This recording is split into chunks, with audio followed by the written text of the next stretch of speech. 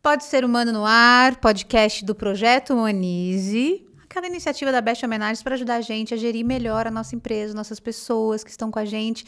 E aí sim, ir para frente com sucesso e perenidade. Hoje a gente está aqui com um convidado super especial. Foi uma indicação muito querida nossa e o nome dele é Giancarlo Tommasini. E eu já vou te avisar que eu só continuo essa conversa se eu puder falar Giancarlo.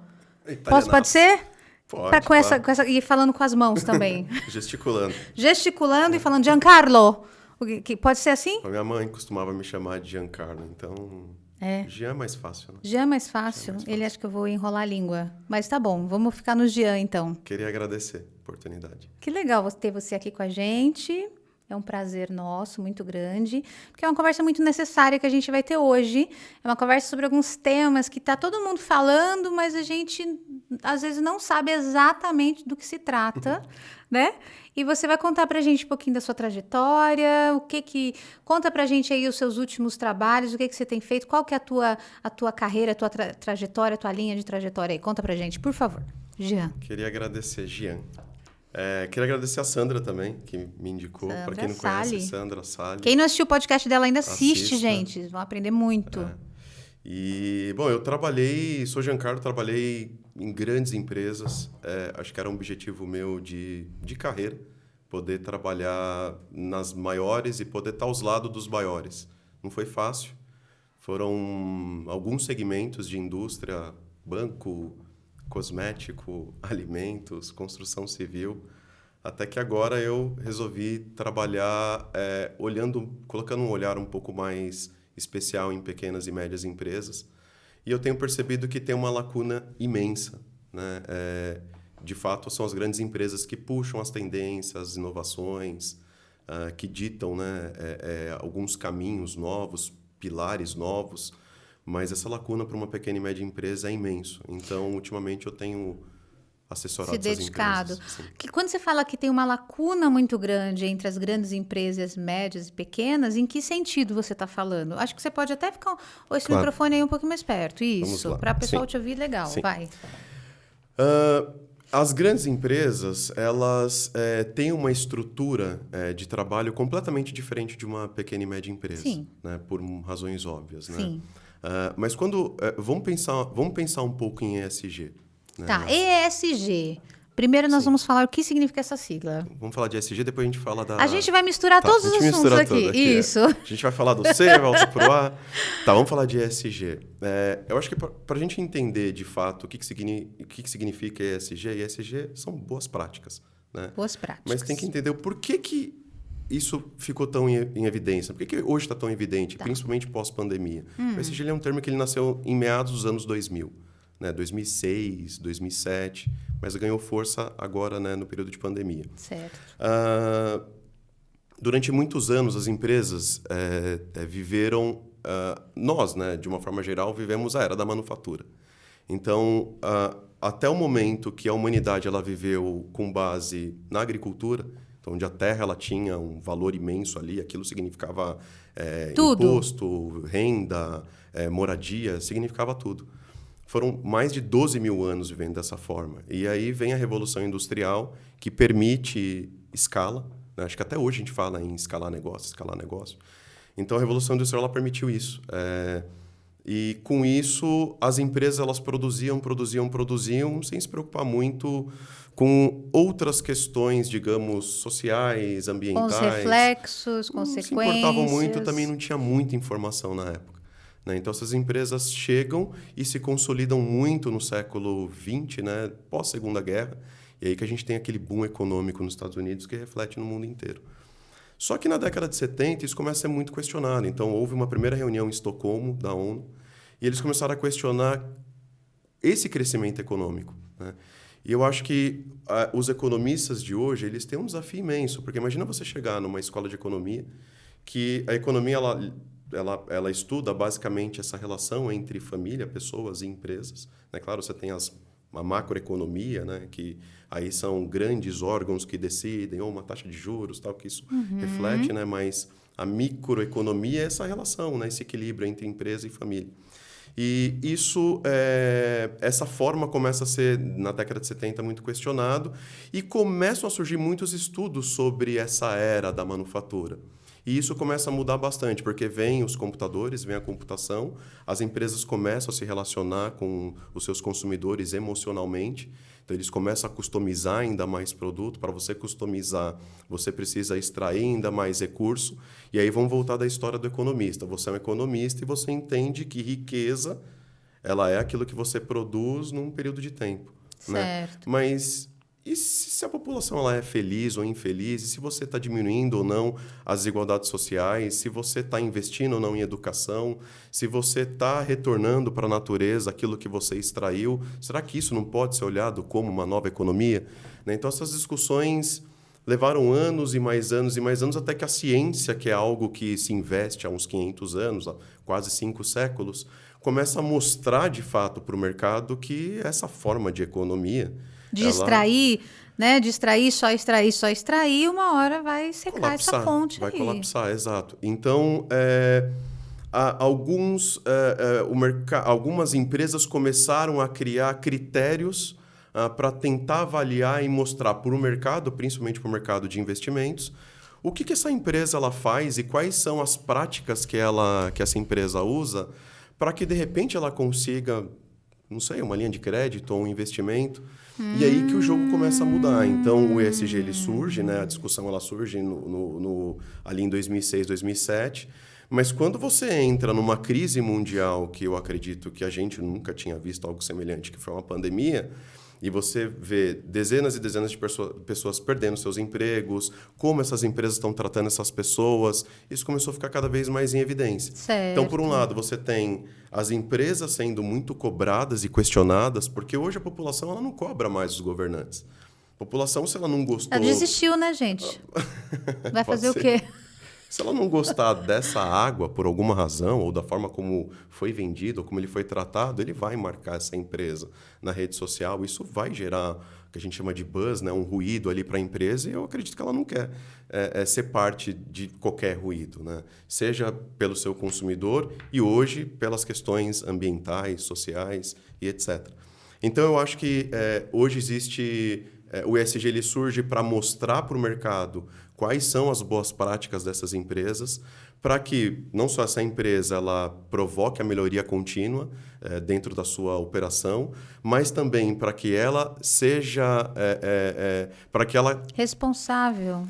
Claro, aí o resultado, né, ela se tornar mais responsável, mas também ela está buscando uma linha de crédito mais atrativa, e hoje os bancos eles têm créditos quando você trabalha alguns critérios, aí pensando em práticas ESG. E esses critérios de ESG estão em que mundo? Estão nesse mundo aí das grandes empresas. Sim, e meio ambiente, né? São as questões de meio ambiente. As questões ambientais, então ESG, E de environmental, que é ambiental, Isso. S de social, que é social, Pessoas, e governance, né? que é a governança, né? Sua pergunta foi? Não, não, eu estava falando para você, estava completando com você. Em que âmbito era o ESG? Então, a gente tem o meio ambiente, são as boas práticas do meio ambiente, de social e de governança. Isso. O ambiental, historicamente, ele foi muito legislativo, ele foi muito... Tinha muita legislação sobre isso. Foi muito normativo. Normativo. Então, ele foi tinha normas, muitas regulamentos. normas. Então, você começa com leis ambientais, aí você vai para uma gestão ambiental e a coisa começa a ganhar uma outra proporção. O social, eu acho que escancarou muito a pandemia, o quão frágil, né, as empresas trabalham a sua parte social. Por isso que até alguns investidores eles ficaram de olho em algumas empresas para ver quais decisões que elas tomariam durante a pandemia, ou seja, se iam priorizar os lucros dos acionistas ou se iam manter o quadro de funcionário e garantir, né, esse giro da economia, enfim. Então, o social, acho que na pandemia escancarou bastante. Uhum.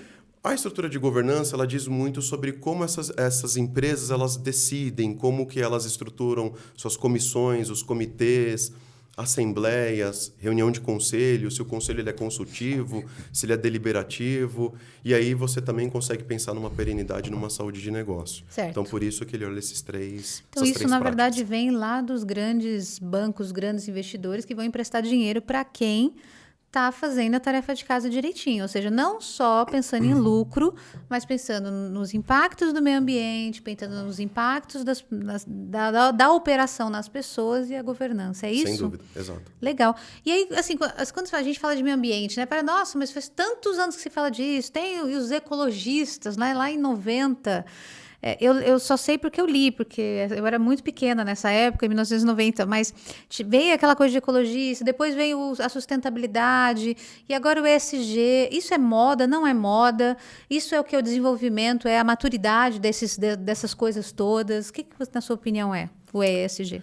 Eu penso que se for moda, talvez os mais engajados não vão querer estar lá. Né? Então, não queria falar que isso é uma moda, é muito mais uma necessidade, eu acho que uma obrigação do que moda. Legal. Mas você trouxe um ponto bem importante, porque a década de 80 e o começo da década de 90, a ecologia era muito forte. Sim. Né? Acho que quem está próximo ali dos 40 anos tem a palavra, até pode associar a ecologia com sustentabilidade. Né? E no final, naquele momento, a ciência conseguir trazer muitas informações, algumas decisões começaram a ser tomadas mediante algumas normas, legislação. Por isso que falava-se na era da ecologia, vou falar era da ecologia, falava-se muito em lei ambiental. Né? Depois que o boom da ecologia fez as empresas colocarem um olhar mais de gestão ambiental. Só que nos anos 2000, com essa capacidade mais de customização das empresas e essa informação, a computação, né, muito forte, aí vindo muito dos países mais envolvidos, né? Mas, enfim, de uma forma mundial e geral, isso ganhou muito espaço. Essa era da ecologia, ela acaba perdendo um pouco, a gente acaba entrando um pouco na era da informação. E quando a gente entra na era da informação, você vê que nos anos 2000 é muito comum as empresas buscarem um posicionamento de missão, visão e valor. Sim. Né? Então, eles passam dessa era da ecologia, eles já viram que vai ser normativo, então ele quer mostrar de uma forma mais bonita a missão, visão e valor. E se você lê, de fato, o que é uma missão, visão e valor, teoricamente você tem que saber o que essa empresa faz. Né? Então, começa um desespero. E a maioria delas é só trocar o nome, que a missão é a mesma coisa. Exato. E aí vem... Exatamente. É muito triste, gente. Agora, se você conseguir olhar a sua missão da sua empresa e você conseguir trocar o nome por qualquer outro negócio... Funciona. É muito triste. E se isso funcionar, gente, por favor, contrate uma consultoria ou mude isso urgente. Ela tem que ser específica para o seu negócio para fazer sentido, né? Claro. E, inclusive, até em um dos trabalhos que eu fiz, né, num trabalho de planejamento estratégico aí focado em sustentabilidade, eu lembro que um dos slides que eu apresentei para o comitê executivo era justamente tirar a estratégia de sustentabilidade da empresa e eu ia brincando, colocando a logo de várias outras empresas. E eu mostrava para eles, olha, você vê que o posicionamento de vocês hoje, ele está como de todas essas empresas, que é um posicionamento dos anos 2000. Então, realmente, todas ficam meio desesperadas, eu tenho uma missão, não, eu tenho uma visão, eu quero ser o maior. Né? Todo mundo quer ser o maior, né? Então, a visão é geralmente ser o maior. E aí isso muda nos anos de 2010, porque nos anos de 2010, de novo, claro, é sempre pensar nessa também capacidade computacional que a tecnologia também favoreceu paralelamente a todos esses estudos científicos. Então, em 2010, a palavra impacto ganha força. E ganha força porque todo esse questionamento, e principalmente desses novos economistas que tentam mostrar que a gente urgentemente precisa parar de olhar a economia da mesma forma que a gente olha há mais de 200 anos, as empresas começam, o que eu gero de impacto? Então, o que eu gero de impacto positivo? O que eu gero de impacto negativo? E nesse meio tempo a ONU fez uma das maiores consultas públicas, que daí que vieram as 17 ODS, né? Objetivo de Desenvolvimento Sustentável. Então, isso foi em 2015. Então, claro que esse conceito, né, as ODS era para mostrar qual o caminho que a humanidade poderia seguir para que a gente diminua a desigualdade, para que as pessoas tenham mais acessibilidade, para que a economia ela cresça de forma mais sustentável. Então, ele vem um pouco, ele carrega um pouco todo esse desejo que vem o ESG em 2006, 2007 e se consolida. E aí muito do que as empresas começam a se posicionar, principalmente em suas estratégias ou nos seus indicadores de desempenho até ambiental, é conectando com um objetivo de desenvolvimento sustentável. E aí até a área de inovação começa a tentar conectar as suas ações para mostrar que ele está trabalhando em algumas das 17 ODS. Então, até critérios de avaliação de alguns projetos que as empresas começaram a olhar, precisava ter alguma conexão com as ODS. Só que o lado triste de tudo isso é que mesmo a ONU fazendo essa enorme consulta pública, se a gente continuar no ritmo que estamos, né, se o mundo, se as grandes nações, a gente só cumpriria essas metas na década de 80. E a gente está em 2022. Então, por isso que eu não quero falar que ESG é moda, porque se for muitas pessoas não querem estar, e quem não vai querer estar são exatamente as pessoas que estão altamente engajadas para que isso vire, de fato, uma realidade. Então, isso é uma maturidade de todos esses temas que vinham vindo. Ecologia, até a maturidade da própria sustentabilidade.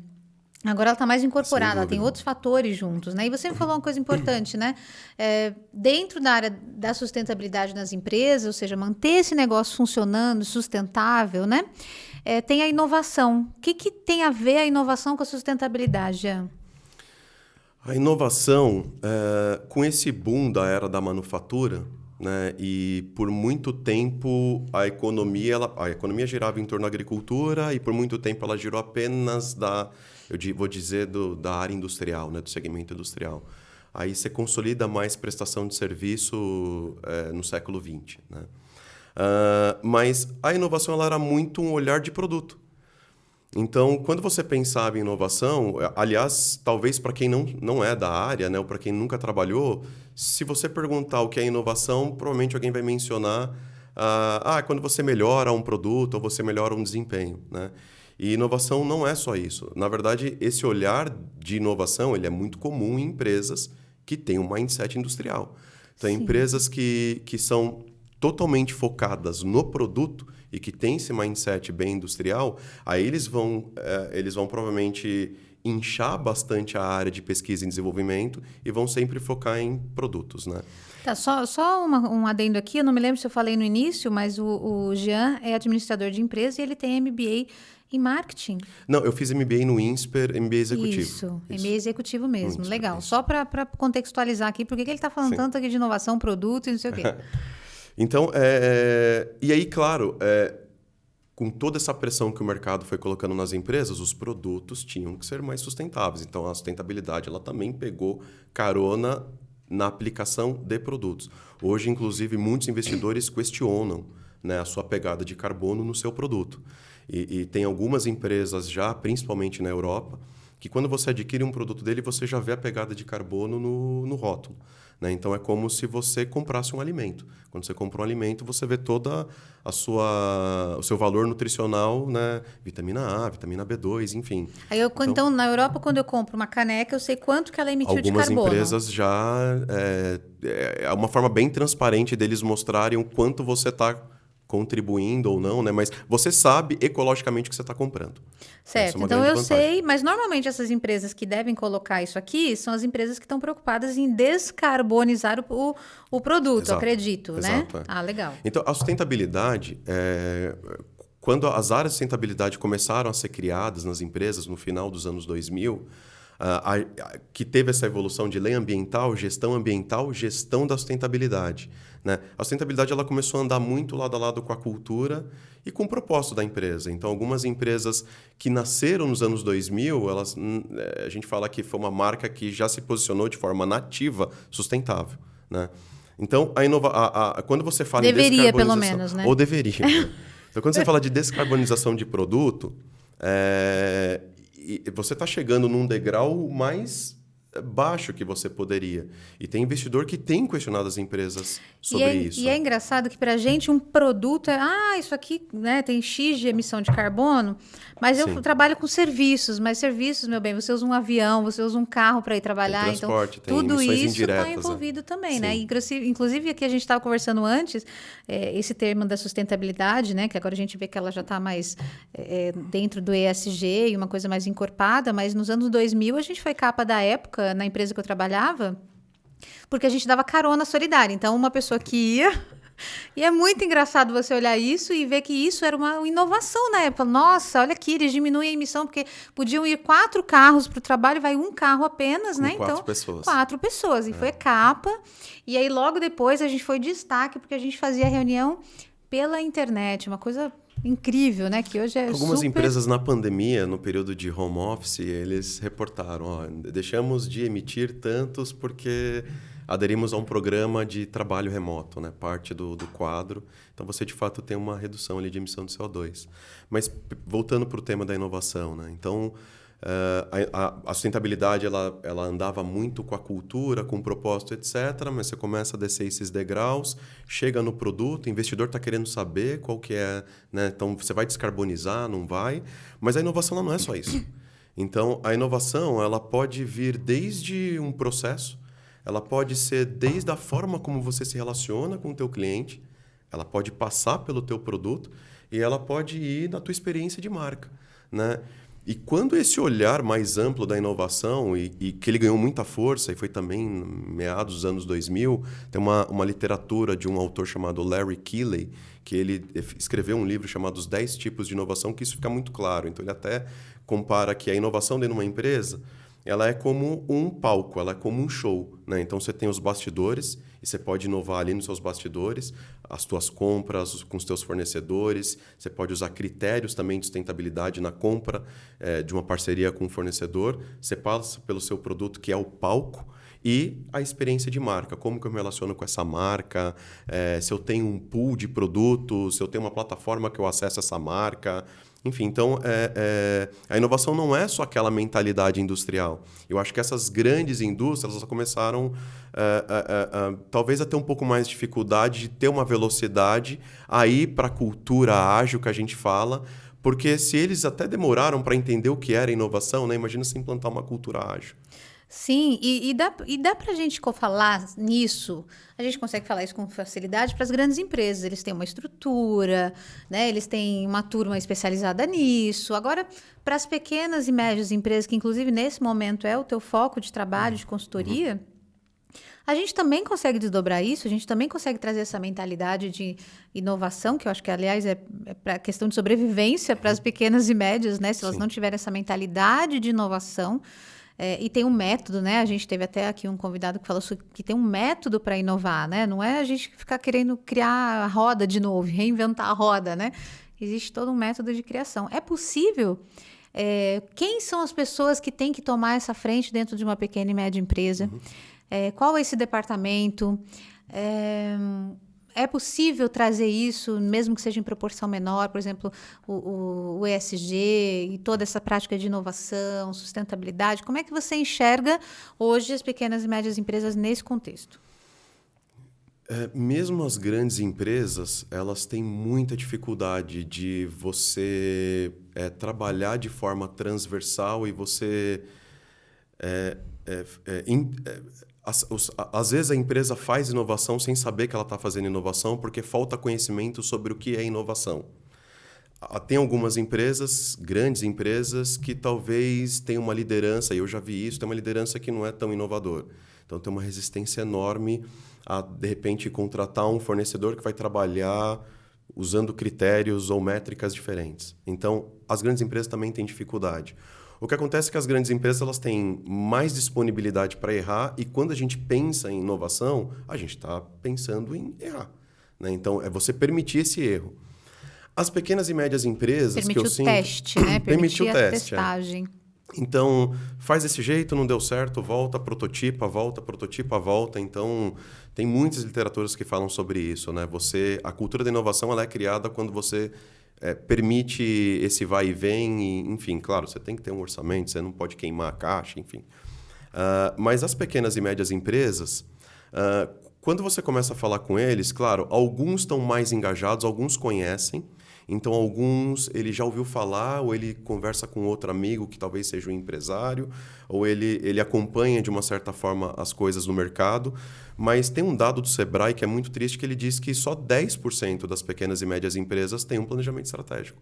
Então, quando você chega nesse universo, você enxerga uma lacuna enorme, né? Então, você chega... E mais do que as grandes empresas, pequenas e médias, elas fazem inovação.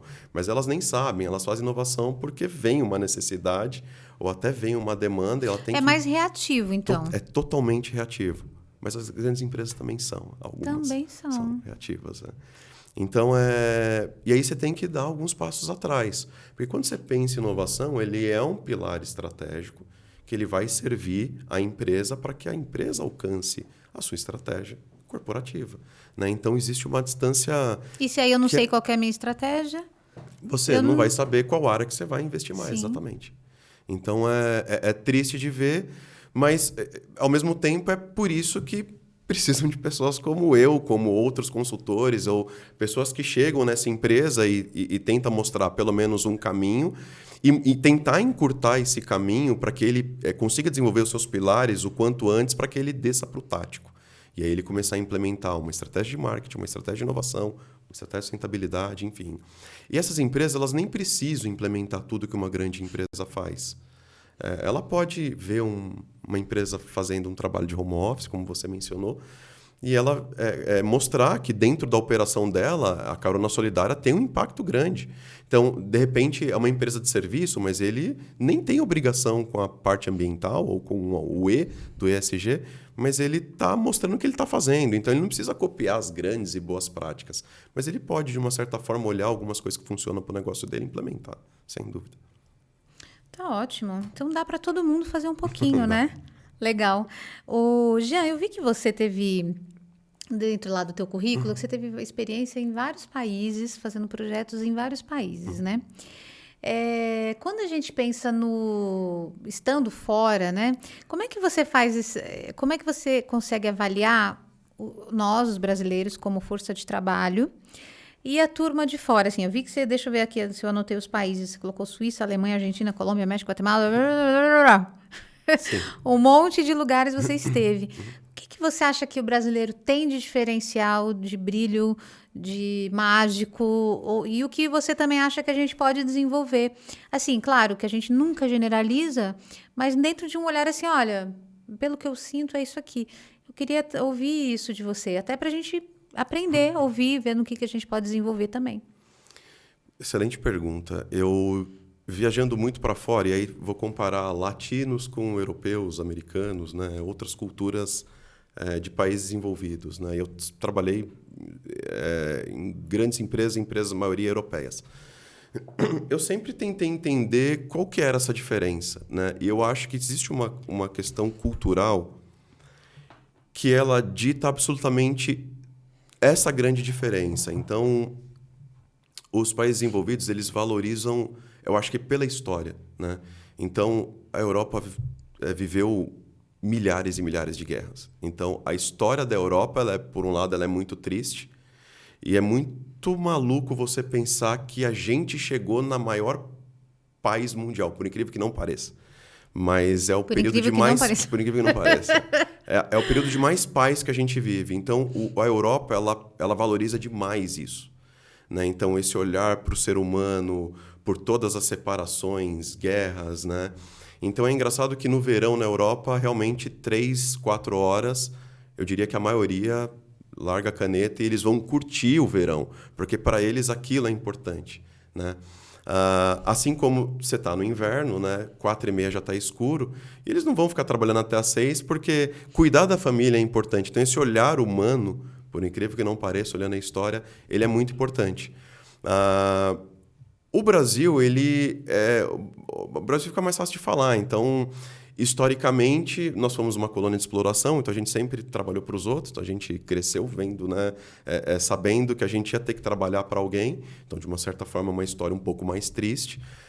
Mas o brasileiro ele tem essa coisa da raça, o brasileiro ele não desiste, o brasileiro tem jargões importantes, né? O brasileiro, eu tive uma oportunidade de sair do país, eu olhava e falava, poxa, mas é o melhor lugar do mundo, aqui eu tenho minhas raízes, minha família, eu tenho um monte de oportunidade aqui, tem um consumo, um mercado doméstico imenso aqui, né? Então, e o fato de eu também viajar muito para fora, eu perdi um pouco desse... quero sair do Brasil, fui perdendo ao longo. Até porque poxa, eu quero ajudar o meu país, né? Quando eu mando uma proposta para as empresas, eu coloco lá, minha missão é fazer o país ser economicamente mais forte. Eu quero que as pessoas... me dói ver um negócio fechado, né? Eu vi a pandemia, um monte de porta fechada. Isso como administrador... Sim, eu vim para cá hoje e eu trabalhava na Chácara Santo Antônio. E assim, até ia fazer um stories, vou ver se na volta eu faço. O quanto de imóvel para alugar e vender. Aluga-se onde eu almoçava, onde eu tomava café, onde eu tomava lanche, tudo para alugar e vender. Isso é muito triste, né? Muito triste.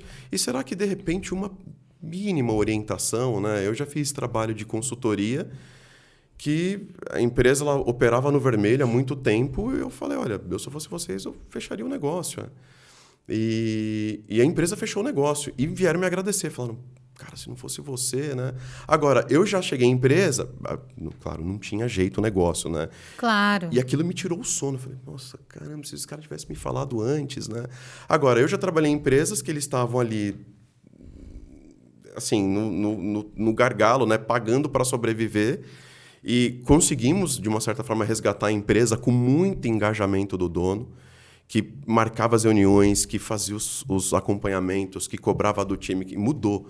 Né? Acho que a partir do momento que ele pagou uma consultoria, a visão dele mudou. Assim. Porque também ele foi sendo munido de informação, ele foi vendo os absurdos, foi escancarando algumas coisas para ele. E aquilo me despertava, eu falava, nossa, é isso, né? Então, quando eu olho fechado, eu falo, será que uma mínima orientação teria revertido isso e não desligado tantas pessoas, né? Então, isso me dói um pouco. Então, acho que... acho que eu fugi um pouco do... Não, é isso mesmo. E outra coisa, você falou de engajamento do dono, né? Engajamento de liderança, engajamento da gestão. O quanto isso é vital para a permanência do negócio? O quanto é vital? 100%. 100%. E aí, tanto para uma grande empresa, né, já vi grandes empresas sendo lideradas por gestores que não tinham o menor apetite para sustentabilidade e você vê que as coisas não andam. E já trabalhei com gestores que eram engajados em diversos temas. Traduz o que é esse engajamento que você está dizendo. O que é? Quais são as ações daquele gestor que fala, puta, esse cara está muito engajado. Ele derrubou um negócio aqui. Derrubei meu celular. Mas é o celular dele, não tem problema. Se você... O problema é se fosse o nosso microfone, mas como é o celular dele... O que esse líder faz? Porque é uma coisa, vamos lá, o dono contratou a consultoria. Bom, Giancarlo, tá aí, ó, faz. Isso é uma coisa. Ah, não, mas eu estou engajado, eu contratei. É muito mais do que isso, a gente sabe. Muito mais do que isso. O dono engajado, primeiro aquele dono que ele conhece... Não só dono, a gente pode falar dono, mas a gente também pode falar... As outras camadas. O diretor, o gerente. Hierarquia, sim. Mas vai começar do dono, não tem jeito. Então, começa do propósito daquele ser, né? E, na verdade, tudo começa com pessoas. Se ele for uma pessoa desrespeitosa, provavelmente ele vai ter embaixo dele pessoas desrespeitosas, porque as respeitosas não vão tolerar e não vão querer... Não vão conseguir trabalhar. Então, o engajamento ele é o mesmo. Então, o dono ele conhece perfeitamente o mercado dele, ele conhece perfeitamente a empresa dele e ele busca conhecimento. Então, quando você começa a buscar conhecimento, você não quer ficar de lado, você não quer ficar para trás. Você está sendo ali, tua cabeça está expandindo, você vê as possibilidades, os caminhos, e você não faz nada com aquilo, né? Que a maior ignorância é quando você tem informação e não faz nada. E não faz. Né?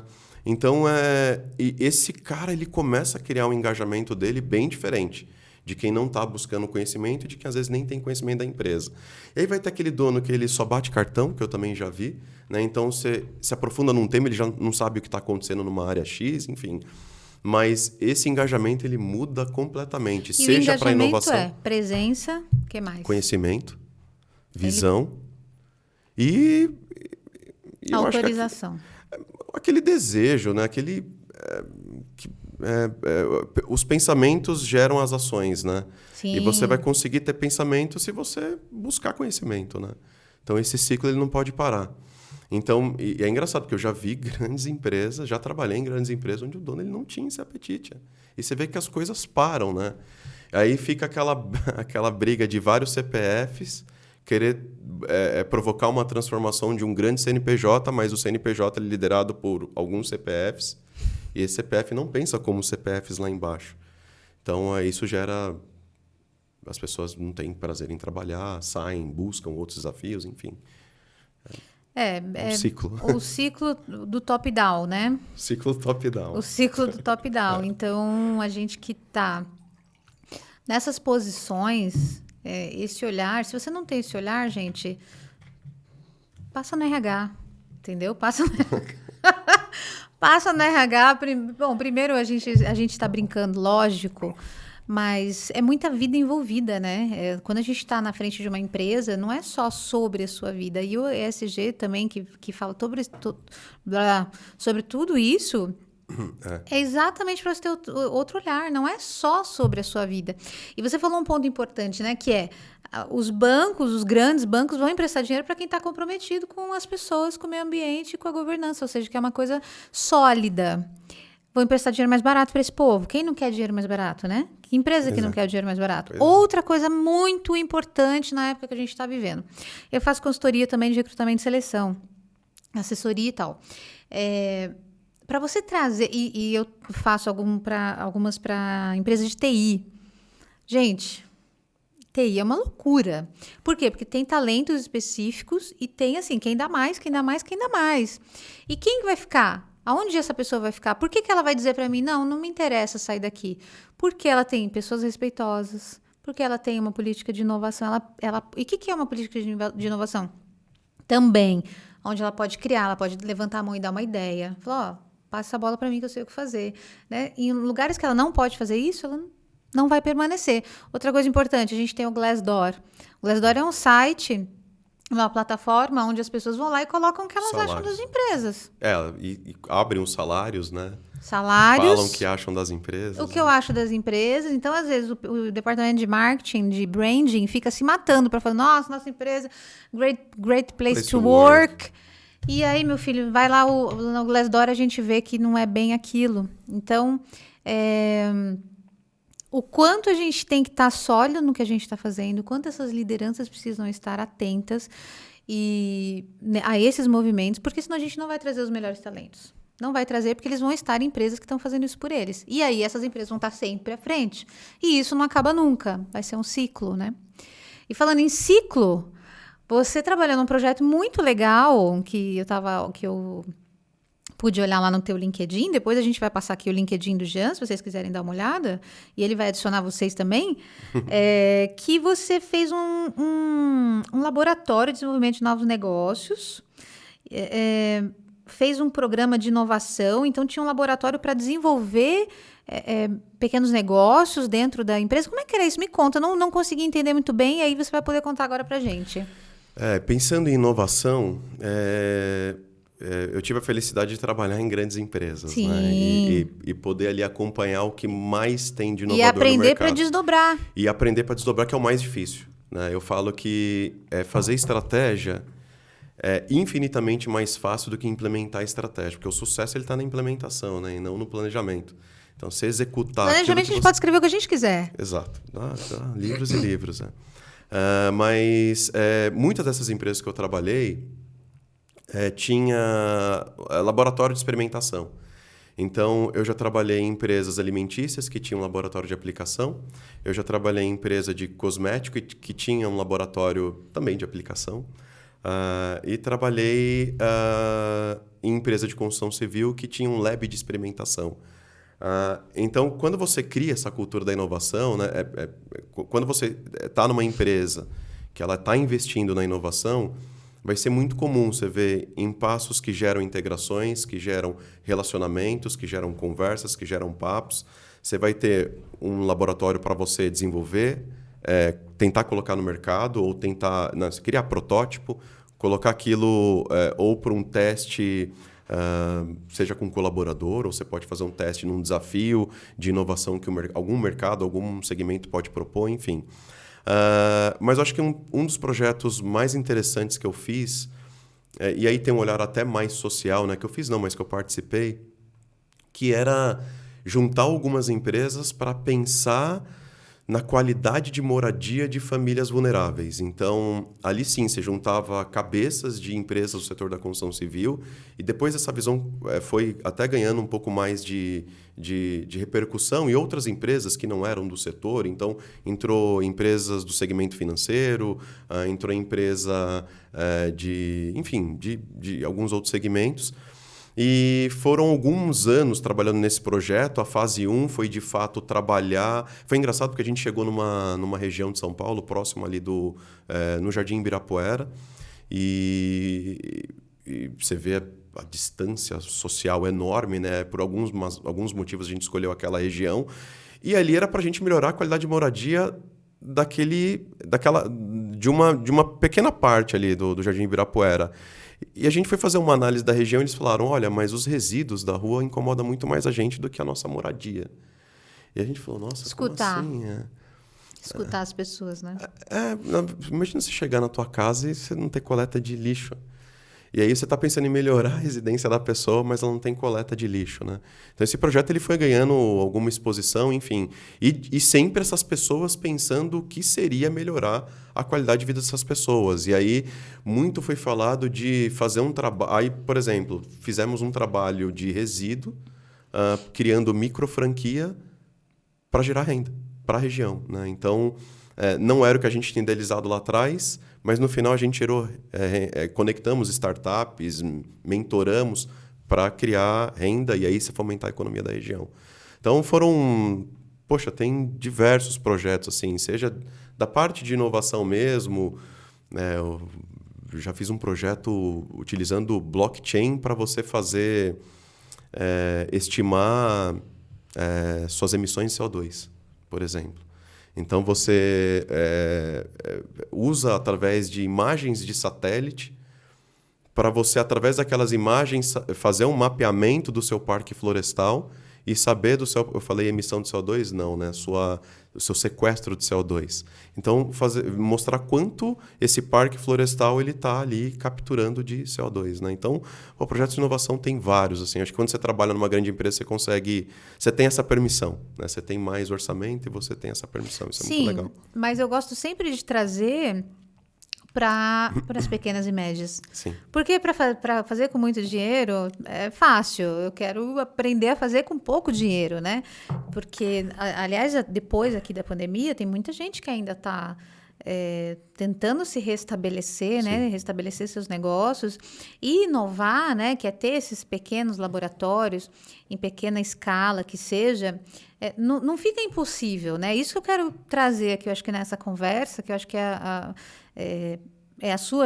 sua ajuda para a gente é trazer que esses processos que você diz, todas que você vivenciou em empresas grandes, eles são factíveis em empresas pequenas e médias. Uhum. Então, como? Menor escala, lógico. Muitas vezes é muito melhor você ter um consultor, né, porque você vai economizar muito. Por quê? Porque é mais fácil ter uma pessoa que sabe para orientar.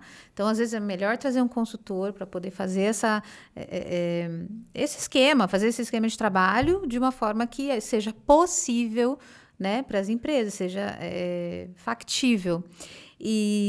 Então, esse é o maior recado que eu acho que a gente tem que deixar aqui. Você também trabalhou com uma agenda que traz a economia circular. Como é que foi isso? Como é que isso... isso me estranhou dentro de uma empresa grande, porque eu falei, nossa, empresa grande trabalhando com esse tipo de agenda. Como é que é isso? E aí sim também como desdobrar isso para as pequenas e médias. A economia circular, ela é um caso, principalmente no Brasil, né? Bem específico porque é uma questão educacional e cultural, né? Então... eu vejo muitos e muitos amigos que têm bons conhecimentos e teve um alto nível educacional e não faz coleta de resíduo na casa. E alguns já falaram para mim, olha, eu não faço porque meu prédio não faz. Né? É engraçado isso, né? Muitas vezes eu coletava o resíduo da minha casa e descartava no supermercado. Sim. Que depois não teve mais essa coleta, né? E depois a gente teve que mudar o esquema do prédio. Então, a economia circular ela tem um problema educacional no Brasil. Muitos falam, o plástico, não sei o quê. O plástico ele está aqui, ele é uma transformação química e é só você colocar onde ele deve estar. Então o problema não é o plástico, né? O problema não são as matérias-primas, é o que você faz depois disso. Eu nunca vou esquecer de uma cena, uma vez que eu estava na Alemanha, eu cheguei num supermercado e aí eram jovens, eles deviam ter uns 14, 15 anos, né? E eles foram fazer compras no supermercado e na entrada tinha uma máquina que era para você descartar resíduos plásticos, né? E eles foram jogando todos os resíduos que eles tinham e aí a máquina devolveu um dinheiro para eles, na hora ali, né? Então, quando você também enxerga que o seu descarte ele é renda, ele é dinheiro, também muda, mas você precisa ver isso, né? Voltando àquele exemplo do Jardim Ibirapuera, a gente estava andando ali na região e essa empresa, né, uma das empresas que estavam no programa de aceleração, né, porque a gente criou, era um programa de aceleração dessas startups de impacto social, ele olhava assim e falava, ali tem 2 centavos, ali tem 4 centavos, ali tem 8 centavos, ali tem 10 centavos. Eu nunca tinha visto alguém olhar o resíduo dessa forma, né? Então o Brasil ele tem esse problema cultural. Perdão, o Brasil tem esse Ele me problema... deu um chute. Deu um chute, né? Tá tudo bem. O Brasil ele tem esse problema cultural. Então, as empresas, quando você olha as grandes indústrias, tem diferenças, né? Então, você provavelmente consome um tubo de cosmético ou de creme dental ou do que seja, muito mais do que você consome de outras indústrias. Talvez você compre, não sei o seu perfil, mas você vai comprar pouquíssimas peças de roupa num ano, mas você consome muito mais água, cerveja, enfim, né? Então, e aí, quem tem mais responsabilidade, né? Será que essa empresa de bens de consumo ou será que os órgãos têm que pressionar essas empresas de bens de consumo igual ela pressiona uma empresa de serviço, né? São coisas diferentes, né? Então, os meus últimos anos em sustentabilidade foram em empresas que não eram de bens de consumo. Então, quando você pensa em economia circular, é como ser um agente que vai conseguir conectar parceiros para fomentar a economia circular, né? Então, você pode, por exemplo, instalar... eu cheguei a conhecer uma empresa que... É todo tipo de resíduo, né, Jean? Todo e qualquer tipo de então, resíduo. eu faço uma televisão...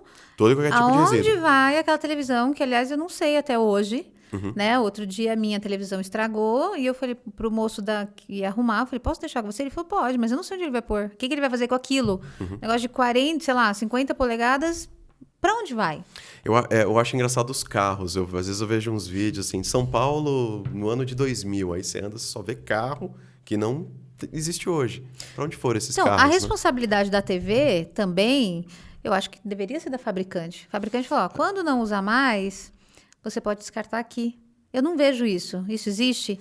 Você tem a Política Nacional de Resíduos Sólidos, que começou há 12 anos atrás e que ao longo desses 12 anos ela evoluiu muito. Mas eu vou tentar dar um exemplo porque artigos eletrônicos eles têm uma legislação. Existe uma legislação. Né? E você tem corresponsáveis, a empresa ela é corresponsável, assim por diante. Mas eu vou dar um exemplo que eu vivenciei. Eu trabalhava numa empresa de material de construção e em um certo momento as as construtoras, elas começaram a devolver as embalagens para as empresas de material de construção. Falou, comprei seu produto aqui, sei lá quantos metros de piso, pisos e mais pisos e torneiras e não sei o quê. Só que é o tanto de embalagem que está, vocês precisam recolher, né? E sempre ficava essa discussão, né? Então, mas você vai recolher? Não, mas eu vendi para você? Não, né? Então, até que veio um decreto. E aí veio um decreto qual foi? Foi algum estado, não vou lembrar qual agora, do Sul, depois Rio de Janeiro, depois São Paulo, depois... E aí o decreto foi, as empresas precisam compensar as suas emissões de embalagem em X%. Então, e aí é engraçado, vamos fazer uma pausa. As grandes empresas, os CPFs estão lá, olha, vamos fazer essa política, vamos tentar estruturar uma economia aqui pensando em compensação de embalagem, vamos fazer isso. Muitas empresas falam, não, porque sempre foi assim, eu não preciso agora recolher esse resíduo. E aí vem um decreto. E aí tudo vira incêndio. Aí você começa a ter que estruturar, contratar uma assessoria jurídica especial. Você precisa contratar...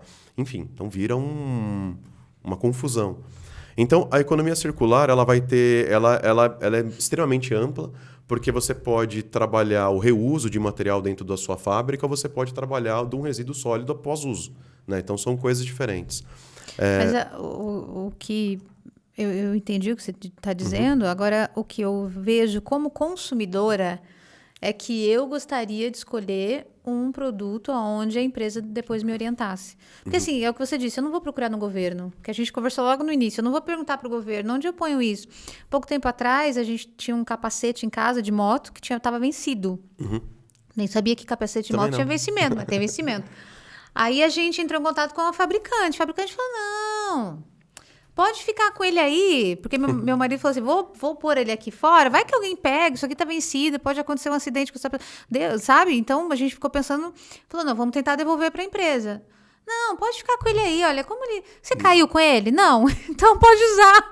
Então, assim, eu preferiria escolher, e aí... esse olhar do outro lado, novamente, que é o nosso objetivo aqui, gestão, empresas, né, a parte corporativa, como eu, como empresa, o quanto eu cativo também esse meu cliente, o quanto eu tenho responsabilidade com o meio ambiente, foi o nosso início da nossa conversa aqui, do meio ambiente, do social, e o quanto eu respeito isso. Então, eu como cliente, eu gostaria de comprar dessas empresas que tivessem essa preocupação. É engraçado, muitas empresas que vendem produtos, você sabia que eles têm devoluções e reclamações no saque? Então, mas eles divulgam isso? Você que é do marketing. Não, eles têm reclamação no saque porque eles não leem como instalar o produto e quebram o produto. Ah, sim, isso tudo Imagina bem. você colocar numa embalagem que ele sabe aonde ele vai descartar. Se ele não lê nem como instalar, né? Claro, não são todas as pessoas, né? Mas é a questão da informação. Mas não acho que isenta. Não acho que isenta a empresa dessa responsabilidade. Porque pode ser que muita gente não leia, pode ser que... mas eu, por exemplo, seria uma pessoa que eu ia olhar e falar, bom, quebrou, o que eu vou fazer com isso daqui? Eu queria entrar no site, o seu produto quebrou, o seu produto estragou, você vai desfazer do seu produto? Faça isso aqui. Me parece muito simples, sabe? Eu conheci uma startup, por exemplo, que ela conecta o teu descarte. Então, depende, né? Se você tem uma caneca, ou se você tem um celular, ou se você tem uma batedeira... Ele conecta você a um ponto de descarte mais próximo. Provavelmente você nunca ouviu falar disso, né? Nunca ouvi falar. Então, essa informação ela não chega, né? Então, porque o brasileiro... Eu vou dizer o brasileiro, infelizmente... Ele não está olhando isso ainda, né? O brasileiro ele ainda não tem muita preocupação com o resíduo, infelizmente.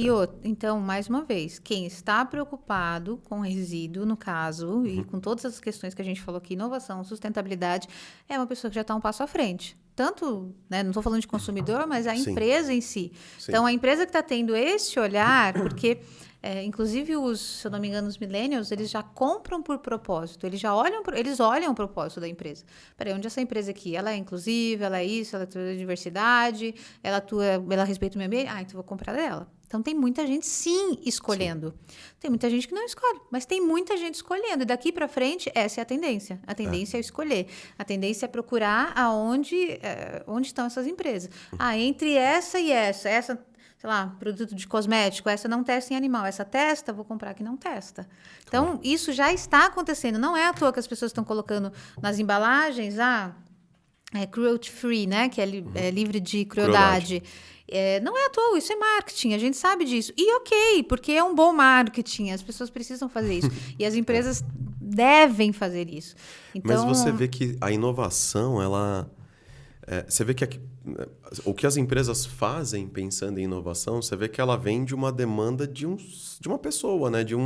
Do ser humano. Então, as grandes empresas hoje, elas estão justamente mapeando o comportamento desses millennials para daqui 10 anos, que é quando esse milênio ainda tiver um poder maior de compra, elas estarem preparadas para atender esse público, né? Eu lembro que uma vez eu recebi no saque também, de uma das empresas que eu trabalhei, perguntando, o seu produto ele é vegano? Uma empresa de material de construção, né? Então, a pessoa perguntando se o produto era vegano. Eu falei, nossa, eu nunca recebi uma pergunta dessa para esse segmento. Mas já te faz pensar, mas pode ser... Faz pensar, claro, né? Claro. Exatamente. Então, existe uma grande preocupação, sim, de como... E as grandes empresas estão, hoje, com volume de dados, com mídia social, com marketing digital, eles conseguem capturar bem esses dados para pensar, de fato, para se estruturar, pensando que, de fato, esses potenciais futuros compradores com mais dinheiro no bolso, eles vão começar a se atentar a essas questões do carbono lá. Vou comprar um produto, quero ver se... quando você vai entrevistar um jovem hoje, ele pergunta, ele fala, quais ações sociais vocês têm, né? Vocês têm programa de voluntariado? Vocês têm política de diversidade? Tem sido muito comum, o que é muito legal, né? Você vê que é um outro olhar, né? Então, a inovação, ela vem dessa essência humana. né? E vem de ouvir, né? Você falou uma coisa que foi muito valiosa para mim, que foi quando vocês foram lá tentando arrumar a casa das pessoas, então juntou um monte de construtora de não sei o que, vamos arrumar a casa das pessoas. Chegou lá e falou, olha, os resíduos nos incomodam mais do que qualquer outra coisa. Que é o quê? É ouvir o teu cliente, né? Nesse caso, eles eram os clientes de vocês. Então, é ouvir o cliente, é questionar, é perguntar, e querer escutar, né? Porque também fala, esse pessoal tá falando demais. Não, é querer escutar e fazer alguma coisa com esse resultado. Exato. Eu acho que isso é o mais importante de tudo e a maior lição que a gente pode carregar. Assim, para mim, a maior lição de hoje, além de tudo que a gente está falando, é isso de ouvir, né? Tem uma história que, se eu não me engano, alguém vai lembrar aí, depois você me conta. Veio um grande empresário e comprou uma fábrica na Índia, se eu não me engano, e chegou lá e todo mundo trabalhava descalço. E ele falou, gente, isso é um absurdo as pessoas trabalharem descalço aqui. Eu vou comprar sapatos para todo mundo. E comprou sapatos para todo mundo da produção, porque ele estava indignado que as pessoas trabalhavam descalço. Mas aí parece que de tarde subia o rio. E aí dava uma alagada lá. E por isso que todo mundo trabalhava sem sapato. Porque depois alagava, molhava, secou o pé, acabou, foi embora. No primeiro dia estragou o sapato de todo mundo, com lama, com tudo, não teve o que fazer. Então, ele não perguntou para quem sabia. Né? E é um grande diferencial de um líder hoje, né? Porque o líder hoje, a estrutura consome tanto ele, né? Esmaga tanto ele, então ele não consegue parar para te ouvir, né? Você tem que conversar sobre coisas importantes na hora do teu almoço. Ou você precisa conversar após o expediente, né? Depois das 6 horas. E aí vem a hora de almoço, é para falar de trabalho, né? Aí você vive só aquilo, né? Aí você vê que você vive só aquilo. Então, acho que escutar, não só, né, para qualquer trabalho, quando você pensa num trabalho de inovação social, você está pensando num bem-estar ali de vários stakeholders. Como é que você vai fazer um trabalho sem escutar os stakeholders? Começa do mais baixo, né? Sim. Então, acho que essa é uma das maiores dificuldades de um líder, ele entender a importância de ele dedicar um tempo para ouvir. Sim. Que tem que ser ouvido. Sim, os líderes precisam de ajuda, os líderes precisam de socorro. Eu entendo que o RH tem que estar neste lugar e não lá no departamento de RH. Eu acho que o RH tem que estar do lado do líder, conhecer esse líder, ouvir esse líder, as necessidades desse líder e não ficar só apenas pedindo relatório e preenche isso, preenche isso, preenche aquilo.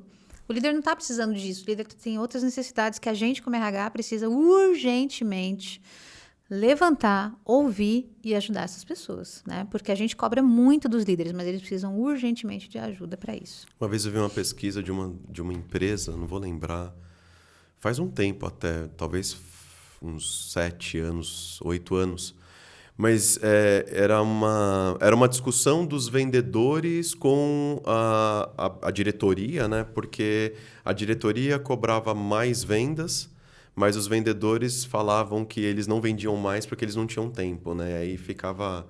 E foi nessa época que eu escutei um líder falar assim, pô, se você não fale para mim que você está sem tempo, que você me falar, eu vou pedir para você trabalhar mais rápido. Né? Então, eu já escutei isso de um líder. Então, E aí eles foram fazer uma pesquisa e viram que, eu acho que 28% do tempo que os vendedores gastavam eram com burocracias. Preenchendo papel, documento, relatório de despesa, preenchendo CRM, relatório de visita, não sei o quê. Era mais do que um quarto do tempo deles, né? Sim. Então, aí eles reestruturaram os papéis e responsabilidades, vamos colocar pessoas para ajudar nessa parte mais administrativa, sei lá, né? Então, você vê que as empresas também já testaram vários modelos. Eu já vi empresa de colocar no corporativo áreas de serviço e estou vendo nos últimos 2 anos elas pegarem as áreas de serviços, enxugarem as áreas corporativas e começar a colocar as pessoas dentro do negócio para gerar agilidade, velocidade, né? Cortar, né? Alguns steps, né? Que tem. Então, tem de tudo. Tem de tudo, tem de tudo. Bom, Jean, foi um prazer essa conversa. Acho que foi muito legal. Trouxe para a gente aqui alguns conceitos que a gente fala, ouve bastante, mas que a gente, às vezes, não tem essa familiaridade que você trouxe para a gente. Então, acredito que vai ser muito legal para a gente, para os líderes, para o RH, para a gente escutar todo mundo isso. Ter essa consciência da necessidade de estar dentro desses programas a cada dia. Se inteirar, ter essa responsabilidade com tudo isso. Isso não é, como a gente falou aqui, uma moda. Isso é a maturidade de diversos programas que vieram aí antes disso para ajudar, para ser o precursor do ESG, como a gente falou aqui, que envolve tudo isso, sustentabilidade, toda essa parte social também. Então, que legal que você esteve aqui com a gente. Muito obrigada. Eu que agradeço. Foi ótimo. Foi muito bom esse papo. Gostou? Podia ter falado muito mais, adorei. Quer falar mais? Não. Agora já encerrou. Mas é um tema que tem muita coisa para falar, né? Desde pequenos projetos, então eu fiquei feliz com o convite. Eu fiquei com medo do convite, mas agora estou... Ficou tranquilo agora? Agora eu fiquei.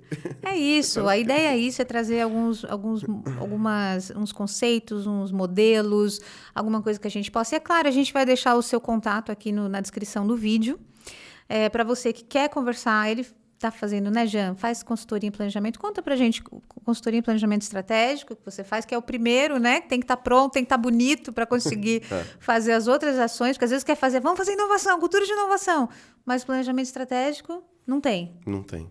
E aí... Então, não seja, né, aqueles 10... Quer dizer, seja só os 10% que faz um bom planejamento estratégico. Às vezes, nem precisa fazer muito. Mas coloque um olhar, acho que um consultor ele é como um médico, então de tempos em tempos é bom você consultar o médico, ele vai te direcionar, ele vai mostrar se você está saudável ou não. A consultoria ela tem esse papel também, né? Acho que tem muitos donos de empresa que eles ainda enxergam a consultoria talvez como você fazer uma consulta com um psicólogo, né? Muita barreira ainda, ele acha que ele está indo num caminho bom. Preconceito, enfim, tem muito sim. Mas eu tenho gente aqui para fazer isso, né? E, na verdade, o consultor é o que você está falando. Ele é o médico especialista. Ele vai lá e ele já... Ele é pontual, né? E eu tenho... Atualmente, é engraçado que eu estou trabalhando com 2 empresas, né? Uma, ela é 6 vezes maior que a outra. E ele dá 6 vezes mais de canseira do que a outra. E a outra empresa, eles estão super engajados. São 6 vezes menores, mas estão super engajados. Então, você vê que quando a pessoa se permite, ela começa a ver os caminhos, fala, nossa... aí começa a te endeusar, fala, não, eu não sou só administrador. É você Deus. Quem faz, né? É você que está fazendo, você que está querendo a mudança, né? Sim. Então, quer dizer, não seja os 90%, seja os 10% e contrate uma consultoria. É isso aí, faz todo sentido. E a descrição vai estar lá na descrição do vídeo. E não esquece, gente... Curte o nosso canal, ativa o sininho para você ter sempre a nossa notificação lá, blim, blim, blim para você poder acessar os nossos podcasts, o nosso Pode Ser Humano, que vem sempre com conteúdo para tentar agregar no teu dia a dia. Se você está gostando, conta pra gente, manda uma mensagem, manda um inbox, se você estiver tímido aí de escrever nos comentários. E é isso, a gente espera você para o nosso próximo Pode Ser Humano. Um beijo e tchau!